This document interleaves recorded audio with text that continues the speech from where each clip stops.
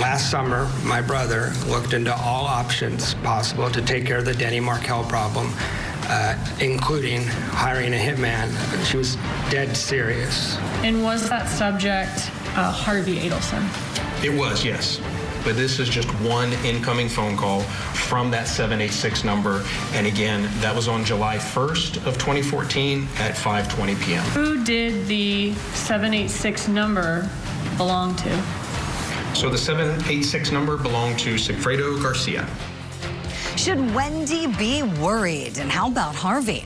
More about the dysfunctional family dynamics at the center of Mama Donna Adelson's trial. This is we're counting down to court resuming this hour. We're taking you live inside of the Florida courtroom. Plus, Cardi B's claws coming out in court. The rapper taking the stand and denying assault allegations. So, how well did she do? And a plastic surgeon is joining us live to talk about the accuser's alleged injuries and whether her claims are ringing true. It's all coming up next for you right here on Opening Statements.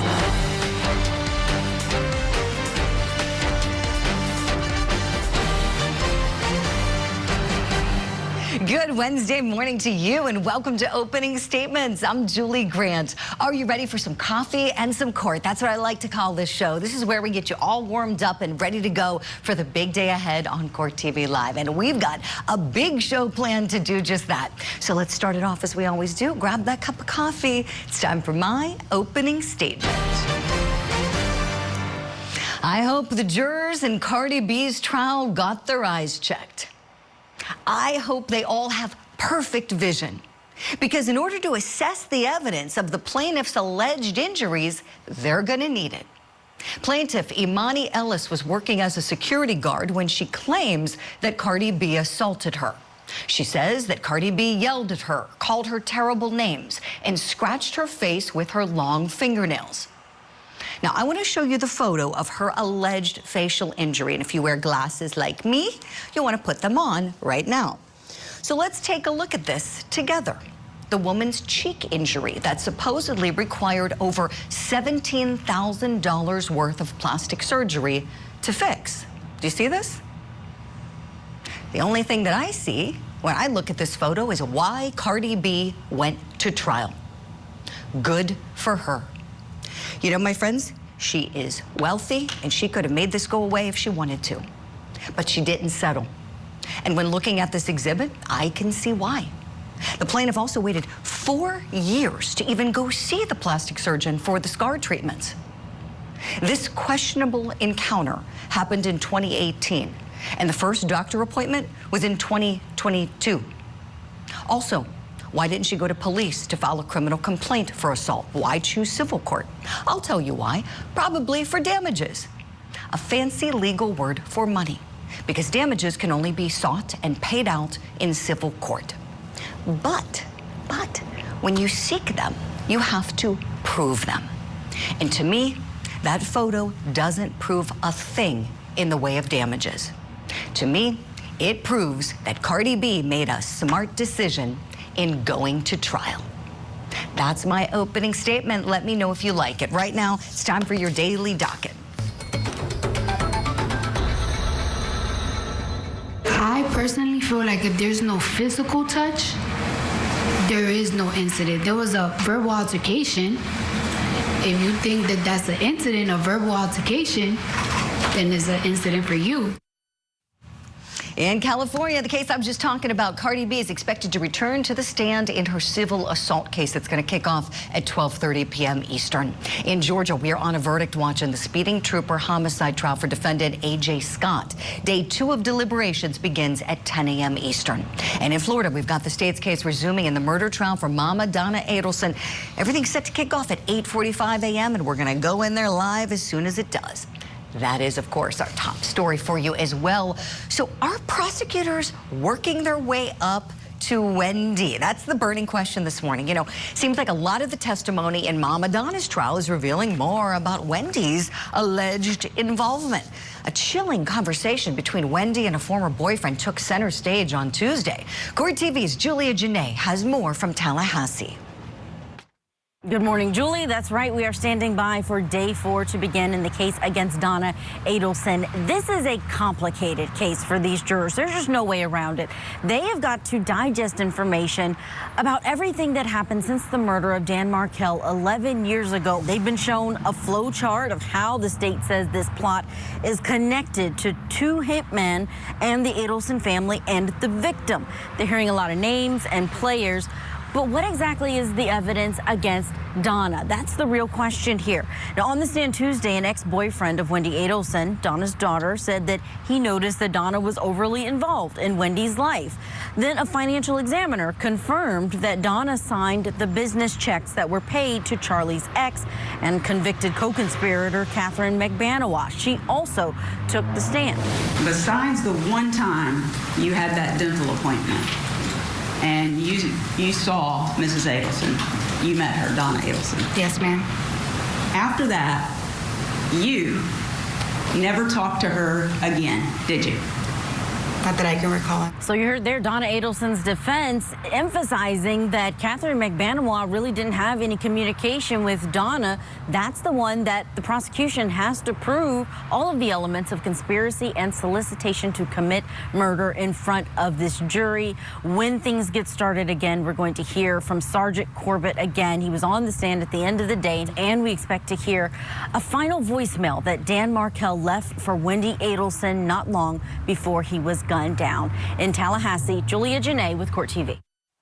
All right, our thanks to Julia for that early update. So will there be more Adelsons charged in connection to Danny Markel's murder? Will Wendy be next? And what about Harvey? Let's talk about it. Let's bring in our legal eagles, both of them practicing in the state of Florida. We have criminal defense and civil rights attorney Casey Early with us, and the former state attorney for Palm Beach County, Florida. He's in private practice now, Dave Ehrenberg. Good morning to you both. Dave, let me start with you and talk about what these prosecutors are doing. A lot of people were watching the trial yesterday saying, wait a second, we're in Donna's trial.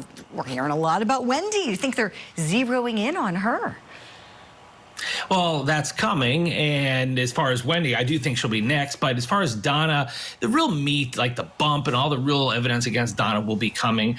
I do think it's important what the prosecutors are doing, and there are people out there that share your angst, Julie, because I got a bunch of texts about it, like, why aren't they talking about Donna?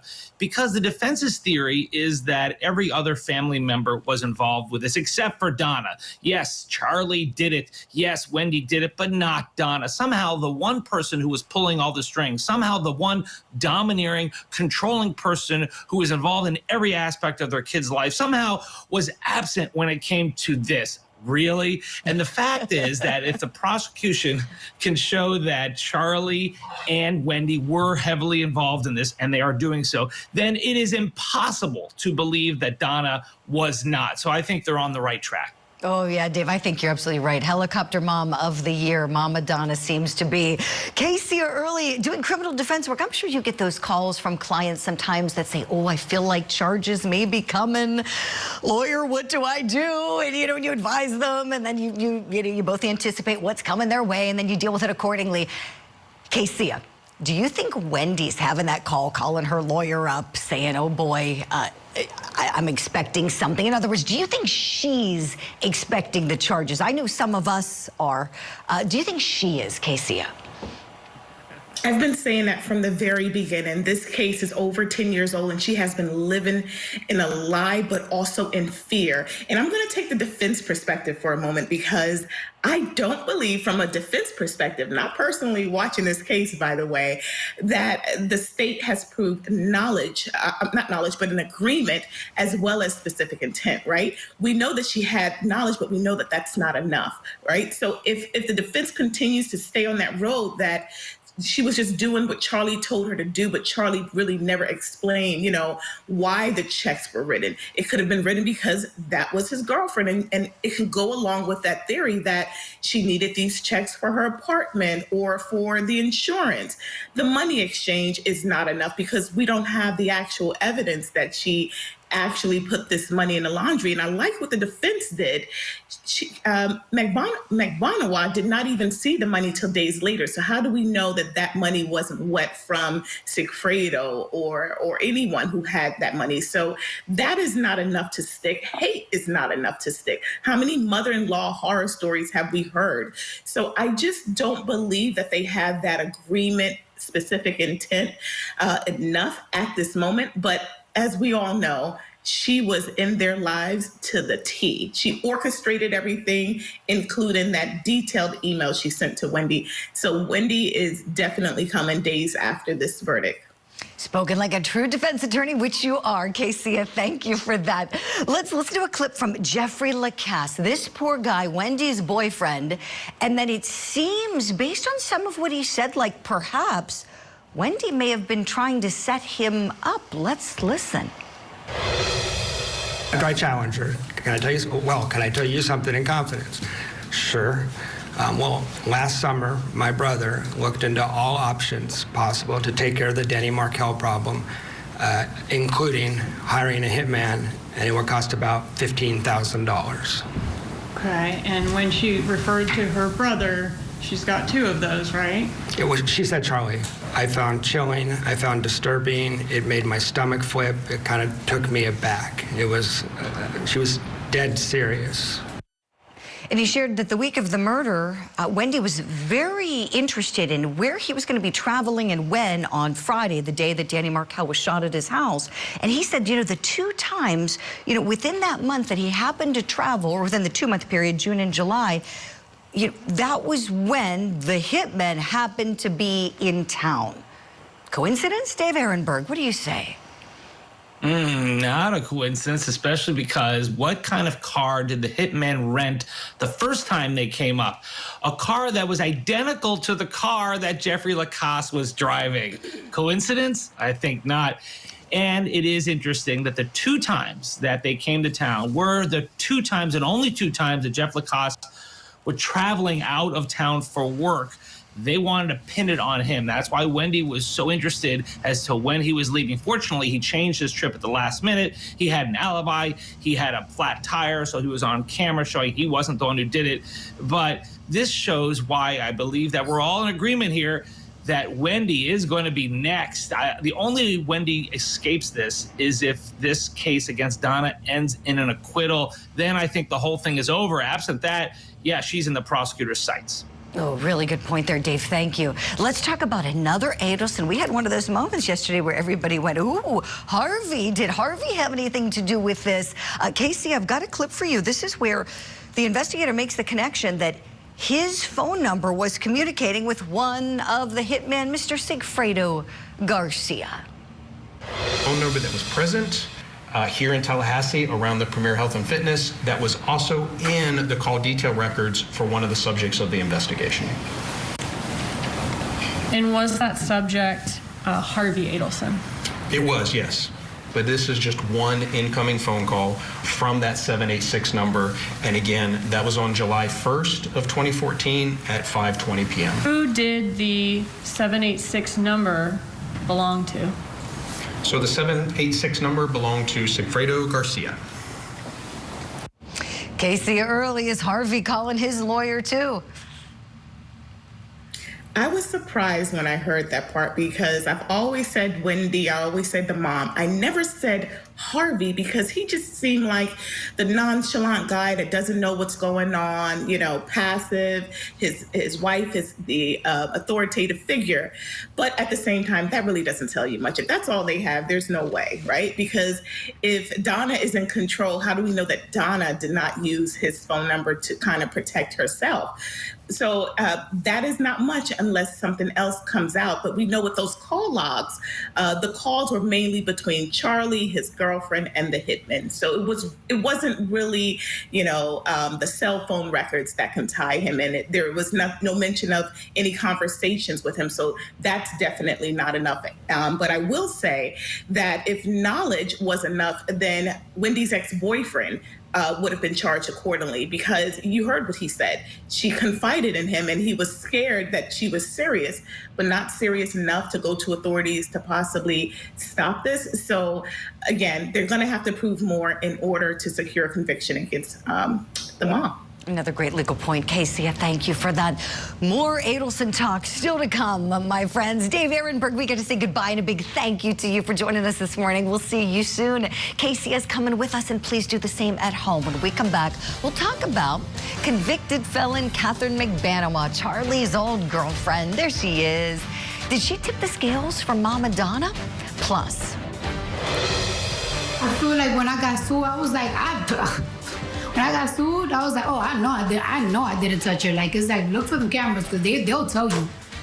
Cardi B is going to be back on the stand today. So is the rapper's story believable? Our power panel weighs in.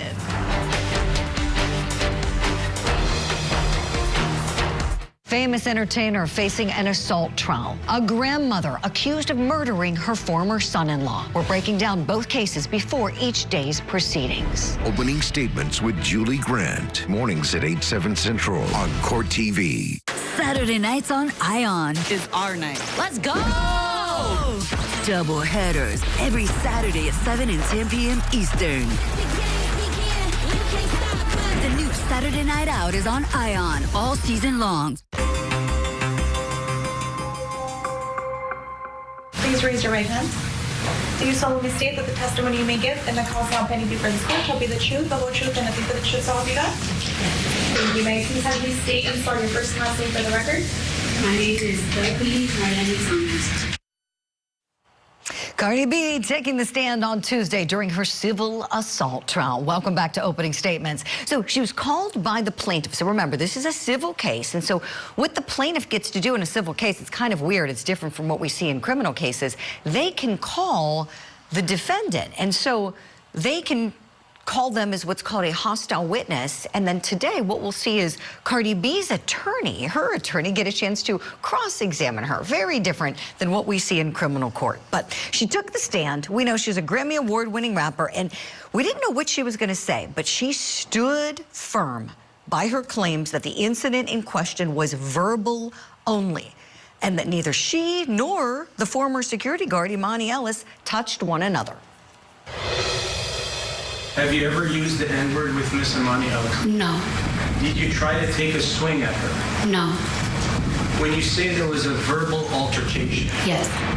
do you know what the word altercation means? Like a conflict. Like a fight, right? It was like a verbal fight, but it didn't get physical at all. When I'm talking to you now, are we having a verbal altercation? We having, I'll say, a debate. We're debating about whether you assaulted and battered Miss Imani Ellis, correct? It's no, I guess so, but I didn't touch her. She didn't touch me, so. So how'd you think Cardi B did on the stand? That was a moment there. She got the whole courtroom laughing, the jury laughing with her. That's a good sign if you can do that in trial. So let's bring back in attorney Casey Early and welcome in attorney Franz Borghardt and media personality and artist Headcrack. Good morning to you all. Headcrack, I want to begin with you. How did you think Cardi B did on the stand? I mean, charming as always. I mean, Cardi B at some point could run for public office, maybe mayor of the Bronx if she wanted to. You know what I mean? Like, she just got that, that charisma, that pizzazz that diffuses most situations, unless you're in a situation like she's in right now where she had to pop off. And, you know, we're from the Bronx. That's what we do sometimes. There you go. Yeah, you know, when the jury laughed, that moment, and I heard it live, I was watching last night, and then I watched it back a couple times. That was good. I tell you what, and that attorney, I wondered if he regretted giving her such leeway with that answer. Franz, what do you think? Well, first of all, I celebrate Cardi B's entire catalog of music. And I think her best lyric ever was, "I was born to flex." And yesterday we saw some serious flexing. Excellent witness. I think she probably caught the attorney off guard and was disarming. I think, you know, you listen to her music and you think one thing, and you see her on the stand and you get this, and she is amazing. I think she is the perfect defendant for this kind of a case. And look, I think you said it best earlier, Julie. She has the money to make this go away, but on principle alone, I think she is fighting and she is going to prevail on this. Franz, thank you for that. Yeah, and I want to pick all of your brains about that too, the actual allegation and that photograph where you need, you know, I have my glasses here, but you almost need a microscope to see what this plaintiff is talking about. Casey, first, though, I want to get your thoughts on Cardi B. What did you think of her overall? She did well, you know, but there's a cardinal rule as an attorney. You don't ask a question that you don't know what the response is going to be, and you have to maintain control. And I don't think that he did that. I believe that his presentation was horrible in the fact that, and I'm not being rude, just you know, as a litigator, what questions to ask and what questions will draw objections. Why are you asking hypotheticals when you're constantly getting objection calls for speculation? She's not an expert. She's a lay witness. So stick to the facts. What he should have done was just go ahead and ask that question so that he would elicit the responses that he already knows he's going to get. She charmed the jury. I do believe that this will be favorable on her side, also based on the evidence or the lack thereof. Yes, love the point you made about the rules of evidence, Casey, because it's weird, as I was explaining, in civil court, it's kind of opposite of what we see in criminal court, and we know the burden's much lower, but as you said, you know, he should have been leading her, and that's what the rule, that's why you call somebody as a hostile witness, because you get the benefit of crossing them. You own them. That's what you do when you're an attorney, and it was like, somebody watching it may not have even realized it was opposing counsel who was doing the questioning, because it was so, as you said, Casey, so open-ended, and yeah, he got himself in trouble on that one, and she was very charming, as you noted. So let's talk more about this plaintiff who filed this suit. So Imani Ellis is her name. She used to be a security guard. She no longer is in that position. She testified first on Monday when the trial kicked off, said that she had this altercation that became physical with Cardi B, who was pregnant at the time and going to this office building where she worked as a security guard for a doctor's appointment. She claims that Cardi B's fingernails slashed her face. Cardi B was questioned about the length of her nails on Tuesday. Listen to her response. Your fingernails, can you show them to us for all of us to see? How long are those fingernails? Just your best estimate. I don't want you to take a ruler to it, but if you were to give your estimate, is that half an inch, 1 inch, 2 inches? I think it has to be less than an inch. Okay. Way less than an inch. Right. Can you show them to us again? All right. Are they pointy? These are not, to me, are not pointy. They're like circle, oval. Okay. Are those your real nails or are they fake nails? Fake nails. All right, our next question for the power panel. Do Cardi B's nails seem as dangerous as this plaintiff is alleging? Head crack, back to you. I've never been scratched by a woman. So I would say that, you know, it's all possible, but to me, do I think that Cardi B, a famous woman, a famous pregnant woman, walking into a hospital would fight a security guard who might be a little bit more trained in combat than she is? I don't think so. You know, so like she could have got that scratch in a myriad of other ways. And how bad was that scratch? You said you had to pull your glasses out to see it. That could have happened anywhere, and she's using that to build a case. Right. Casey, to you next, please. What did you think of the nail allegation? The plaintiff lost credibility when she did not file a police report. So you were scratched. And not only did you not file a police report, let's just put that aside. You didn't document your injuries. You didn't go immediately, even to urgent care. I'll give you that. You didn't seek any medical attention. And then when you hear 4 years, it's like it's gone after that. So you waited 4 years to seek medical attention. And to be quite frank, I don't even believe that a cosmetologist or this plastic surgeon would have told you, let's wait a year or two and let's see how it heals. That's the purpose of cosmetic surgery. It's elective. And I just don't buy it. I think that she was kind of building from the fact that he passed away, so he can't testify to the contrary. It's not credible. I believe that she was in a position as a security guard, and she was in a fan moment and got offended. And that is the reason that she's suing. I don't believe it. Casey, great points. Franz, to you next, please. How dangerous are Cardi B's nails? Your thoughts on the allegations? Well, maybe there's something wrong with me, but if I got scratched by Cardi B, I'd be wearing that like a badge of honor. I mean, everybody, like on the street, random strangers, is like, look, it's a baby. If you can even see it, it's a baby gash. That's the problem. The problem is this security guard has telegraphed her motives through her actions. She did not call the police. She saw a celebrity that has money, and she thought dollar bills. And look, she's not even original. This is not the first person to try such a thing. I agree with Casey. The credibility is the issue, right? And look, you don't need a gash on an assault case to prove damages, but when you're trying to assert damages that seem fictitious, it makes the entire house of cards fall. Great points, Franz. Thank you. I want to go back to Cardi B's story for a moment with you, Headcrack, because I found her testimony to be really illuminating. Something that came out when she took the stand was how the interaction was initiated. And her testimony is that they ran into each other at an elevator. One was going out, one was coming in, and she said that as she kept walking, she could see the security guard or feel her, she said, behind her, following her. And she said when she looked back, she had her cell phone, positioned in front of her. And she said that made me think, oh, she's recording me. And she turned around and called her out and just say, what are you doing? And the woman said something like, my bad, and then kept following her. And then she said, why are you following me? And it was, well, because I can. And Cardi B said she had heard her whispering initially in the elevator, like, whoa, that's Cardi B. Like as if she was kind of like marking out that this was a celebrity and she was just, oh my gosh, and I've got to follow her and take her picture. For me, that really makes me sympathize with Cardi B. What do you think, Headcrack? I mean, I hang out with a lot of people who are way more famous than me, and I witnessed this firsthand. Like, people, like, acting like they're doing something on their phone, but low-key they secretly recording you and things like that.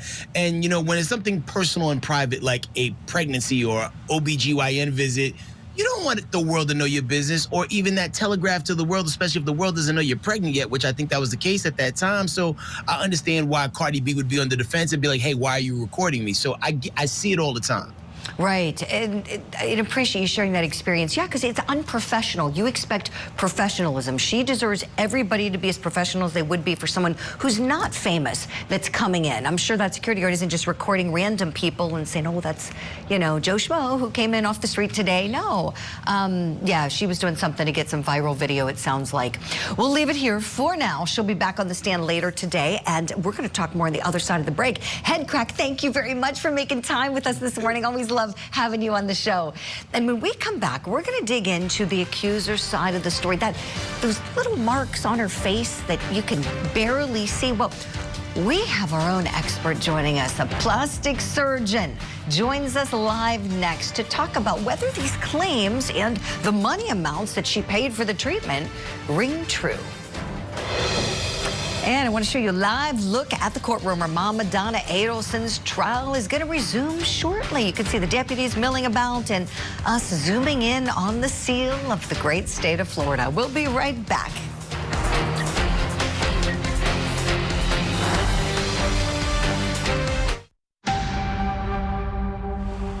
Welcome back to Opening Statements. Our spotlight this morning, we're shining on the allegations made against music superstar Cardi B. Plaintiff Imani Ellis, the security guard who's accusing Cardi B of striking her at a Beverly Hills OBGYN clinic during a prenatal appointment in 2018. Now, Cardi B says it was just a verbal argument and denies any physical contact took place between the two. Well, Ellis took the stand first to explain what she says happened. I said something along the lines of, that looks like Cardi B, or wow, that's Cardi B. She turned back around, and the first thing out of her mouth was, excuse my language, was, why the are you telling people that you see me? She was sticking her tongue out, she was flailing her arms up and down, she was jumping up and down, body shaming me, I mean,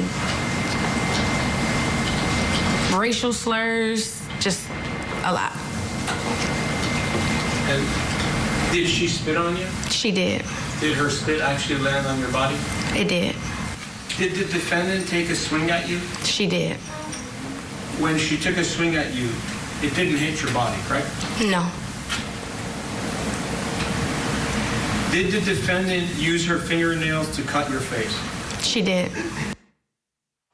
Okay, so that's the injury she's alleging, and that's a pointer. You can see, I should point out that the doctor's using in the courtroom, and this is a shot of her face where he's using that pointer to point to what she says is a scar left on her face that required treatment, over $17,000 of plastic surgery treatment. And there was testimony that she may still need more treatment. I believe microneedling was what the doctor suggested she could use some of to get this scar to disappear. Personally, I can't see it. I'm not a plastic surgeon, but guess what? We're welcoming one on the show right now to weigh in. Board-certified plastic and reconstructive surgeon Dr. Craig Ozer is joining us this morning alongside attorney Franz Borghardt. Great to have you, Dr. Craig. All right, so. Oh, it's our pleasure. So looking at this photograph, you know, as a lay person, I don't see a whole heck of a lot. What do you see as a plastic surgeon? Yeah, I mean, the scar, is it terrible? No. Do I see certain things there? I do. The scar looks a little bit on the wider side and also a little bit what we call hyperpigmented. And sometimes, you know, patients get super fixated, especially when it's their face on these things. But in the standpoint of scars, how terrible it is, I mean, I'd probably put it like a 3 to a 4. That's about it. Dr. Craig, I want to show you some testimony from the doctor who treated this plaintiff. And this is where he's in front of the jury using that pointer we see in the photograph, telling the jury about the scars on the face. Let's watch. There's the main scar here. And this entire area here shows differences in the skin, sort of a general area that's very different from the rest of the skin. And there's a little linear mark here, and there's another one over here. So those are the 3 marks that I was talking about. This is the main scar down the center. Dr. Craig, how do you treat a fingernail scratch to the face like this plaintiff alleges she suffered from? Yeah, so I mean, a fingernail scratch typically would be treated several ways, depending on how deep the actual laceration was. If it's really deep, sometimes we put a couple stitches in. If it's just superficial, more of what we call an abrasion, that I typically just treat with topical antibiotics, plus or minus maybe some oral antibiotics, along with some scar cream, usually after a week, and then you see how it heals. And the scar typically takes up to a year to get what we call a mature scar.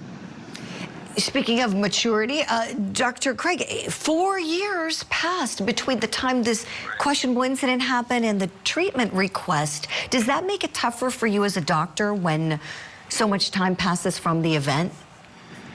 Well, not necessarily from the surgical standpoint. It doesn't make it difficult, but usually at that point, I mean, I usually say to patients, like, how traumatic of an injury is this to you? And I agree with you. I don't really think it's that bad. And my personal opinion would be just to try and treat it with less conservative measures rather than a surgical excision. Surgical excision I usually reserve for scars that we call keloid, which are thickened, or hypertrophic scar. Then we can excise it and restitch it up. Something like this, maybe just some scar cream along with microneedling, or sometimes even a laser to help with some of the hyperpigmentation. That's pretty much it. This is really helpful, what you're sharing with us, Dr. Craig. Franz, I want to turn to you for some legal perspective here. Let's say there are jurors on this case who are like me, who are going, oh, I need to put on the glasses and I still can't see anything. Ugh. What do you do if you're the plaintiff's counsel? So the problem is this is the textbook definition, the law school example of frivolous lawsuit. I mean, on the street, we would look at this gash, this disfigurement, and say, girl, maybe you want to put on a little bit of cocoa butter cream on there and just wish for the best. There's nothing there. That's the problem. And the irony is, Julie, the irony is we know that for an assault, you don't need disfigurement. You don't need marks. You don't need to embellish or exaggerate. Now, look, on the other side, if you're the plaintiff's attorney, maybe he's going to spin this as, look, just because you don't think it's a big deal that there's this Grand Canyon-sized gash. And thank God she's still alive after this nail incident. Just because you don't think it's a big deal, she has to walk around with this, and we're vain creatures. I just don't think that works. I think that this never should have made a courtroom, and I think this is going to be zero out. I'm with you, Franz. I'm with you.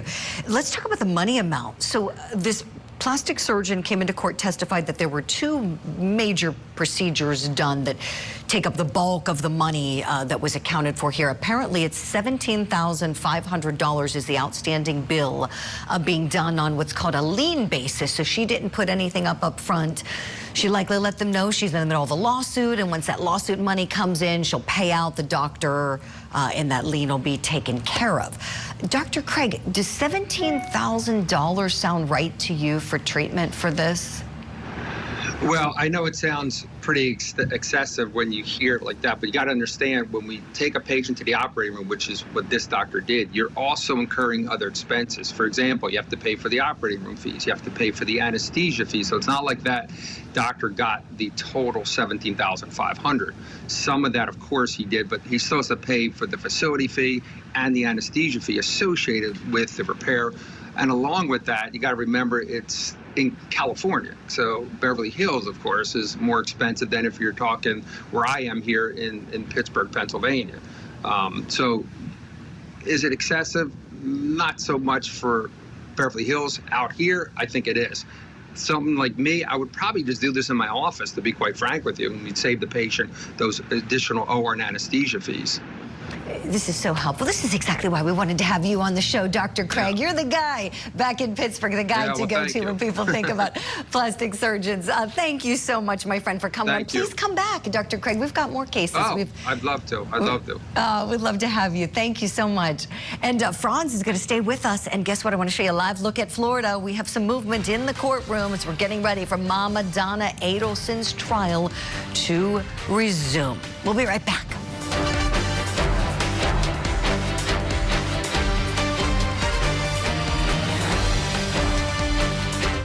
Matriarch of the Adelson family gets arrested. Terrible. Donna Adelson is facing charges of murder, the death of her former son-in-law, Dan Markel. Prosecutors say a bitter child custody battle was the motive for the murder-for-hire plot. Now that Donna has turned into a defendant, what's next for the Adelson clan? Now that the ship is really sinking fast, blood doesn't matter that much. The Matriarch Mastermind Murder Trial. Live coverage today, only on Court TV.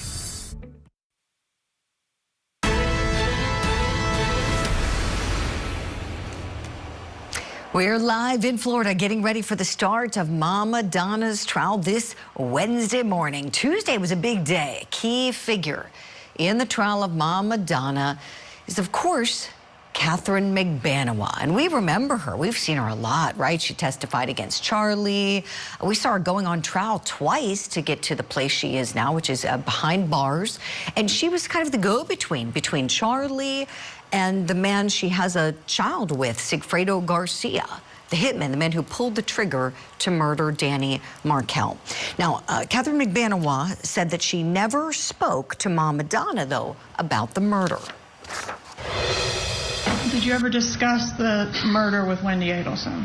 No, ma'am. Did you ever discuss Dan Markel's schedule with her? No, ma'am. So the only person you talked about it with at all was Charlie and Garcia? Yes, ma'am.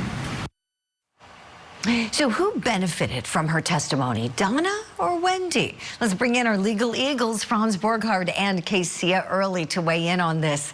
All right, Katie Magbanua, we've seen her before. No real surprises yesterday. What did you both think about in terms of how she might have tipped the scales? Casey, your thoughts? I don't think she did, right? Because she has been a consistent habitual liar throughout all the previous trials. And if she had a come to Jesus moment where she just all of a sudden decided to tell the truth, it's still going to hurt her, because she's serving a life sentence, and she did state on the stand, even though there were no promises made by the prosecution, that she would like to see her kids one day. So that could possibly hang in the jury's mind.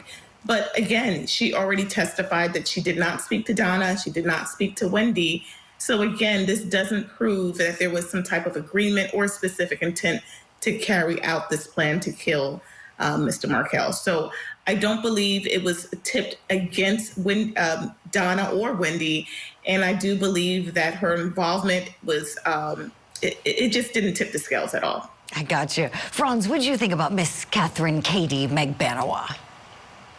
I am making, on August 27th, I'm making 2 predictions, Julie. Ooh, Prediction number one, Wendy's going to get arrested. Number 2, I don't think that they've made the case against Donna. Do I think that Donna absolutely played a part in this? You're right, I do. But I think that there are some serious evidentiary issues as to the legal elements. Now, does the jury snatch onto that? Do they grasp that? I think Donna may walk, Julie. I think we're going to see Donna possibly walk, and I think Wendy, we need to be checking the airport to make sure she doesn't have any plane tickets to Vietnam. That's all I'm saying. Yeah, Franz, I'm with you. And I know Courtney's on too. I was seeing people were leaving that on my social media yesterday. Is anybody at the airport? Because Wendy might have a one-way ticket like her parents did. Yes. Okay, so we need to just kind of back the truck up with your second prediction, Franz. I need to clarify. Is it a firm prediction that you think Mama Donna's going to walk? Or is that just as of today? Because we know there's more trial that's still ahead. Unless we see something that is more significant than what we have seen thus far. What we've seen thus far is there was a conspiracy, there was a murder for hire thing going on, but Donna's role at most right now, she was a bookkeeper cutting checks. Now, we all can look at that and say, oh, Mama Donna knew what was going on. She knew what time it was.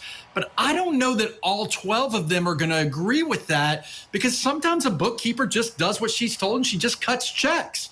So I need more, Julie. Not saying she didn't do it, not saying she isn't a part of the conspiracy. I'm saying in terms of the prosecution's case, Florida needs to step it up and present a little bit more and go arrest Wendy. Yeah, no, I love what you're saying, Franz. Yes, they should step it up and do some more. I'm with you. Let me take things a step further. So with the idea that maybe Donna's just a bookkeeper, Casey, does the fact that Katherine Magbanua said she was present when Charlie was given some freshly laundered cash by Mama Donna that was washed, what bookkeepers washing their money, does that make you think she's worried about paw prints on the dough? That makes me think she had some knowledge, because who washes money, right? Like, that is just highly suspicious. I mean, that was like actual, she took the word money laundering to a whole nother level. But right, that shows me that she handled, but she handled the cash, and she knew that something nefarious or something illegal was happening, so she wanted to wash away her DNA. And that's what tells me that she knew something was going on. But again, is that sufficient? Not at all. Because again, if that is sufficient, then you might as well arrest Wendy's ex-boyfriend, because he knew a little bit more as well. So I don't believe that that's enough, but that's enough to tear her down as a grandmother who knew what was going on and failed to stop it. I tell you what, this is a great conversation. This is why you both are so good at what you do. You got us thinking about so many things as we're going into this morning's testimony. I know you guys both have cases to win. We got to let you go to court. Franz Borghardt, Casey Early, thank you both so very much. We'll hit a break. That is it for opening statements, friends. If you like the episode, watch it again, share it, tell your friends about it. We put them up every day on courttv.com for you. Just click on that lovely red shows tab.